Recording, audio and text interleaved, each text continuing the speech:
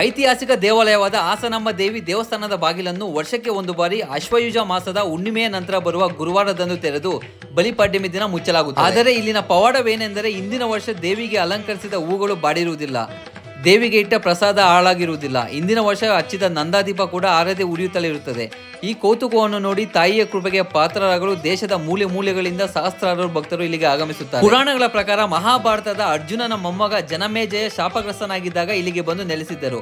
ಆಗ ಆ ಸ್ಥಳಕ್ಕೆ ಸಿಂಹಾಸನಪುರಿ ಎಂಬ ಹೆಸರಿತ್ತು. ನಂತರ ಸಿಂಹಾಸನಪುರ ಆಡು ಮಾತಿನಿಂದ ಹಾಸನ ಎಂದು ಪ್ರಖ್ಯಾತವಾಗಿದೆ. ಸಪ್ತಮಾತೆಯರಾದ ವೈಷ್ಣವಿ, ಇಂದ್ರಾಣಿ, ಮಹೇಶ್ವರಿ, ಕುಮಾರಿ, ಬ್ರಾಹ್ಮೀದೇವಿ, ವರಾಹಿ ಮತ್ತು ಚಾಮುಂಡಿ ವಾರಣಾಸಿ ಕಡೆಯಿಂದ ದಕ್ಷಿಣ ಕಡೆಗೆ ವಿಹಾರಕ್ಕೆ ಬಂದು ಇಲ್ಲಿ ನೆಲೆಸಿದ್ದಾರೆ ಎಂದು ಉಲ್ಲೇಖ. ವರ್ಷದ ದೀಪಾವಳಿ ಸಮಯದಲ್ಲಿ ಕೇವಲ 12 ದಿನಗಳ ಕಾಲ ತೆಗೆದು ಇನ್ನೂ ಸಾಕಷ್ಟು ಪವಾಡಗಳು ಹಾಗೂ ಪೌರಾಣಿಕ ಪ್ರಭಾವ ಹೊಂದಿರುವ ಈ ದೇವಸ್ಥಾನಕ್ಕೆ ಒಮ್ಮೆ ಭೇಟಿ. ಇಲ್ಲಿನ ಮತ್ತೊಂದು ವಿಶೇಷತೆ ಏನಂದ್ರೆ ನಿಮ್ಮ ಆಸೆಗಳನ್ನು ಪತ್ರದಲ್ಲಿ ಬರೆದು ಅಮ್ಮನಿಗೆ ಅರ್ಪಿಸಿದರೆ ಆ ಆಸೆಗಳು ಈಡೇರುತ್ತದೆ ಎಂದು ಸ್ಥಳೀಯರ ನಂಬಿಕೆ. ಮಾಹಿತಿ ಇಷ್ಟವಾದಲ್ಲಿ ಲೈಕ್ ಮಾಡಿ, ಶೇರ್ ಮಾಡಿ, ಫಾಲೋ ಮಾಡೋದನ್ನು ಮಾತ್ರ ಮರಿಬೇಡಿ. ಧನ್ಯವಾದಗಳು.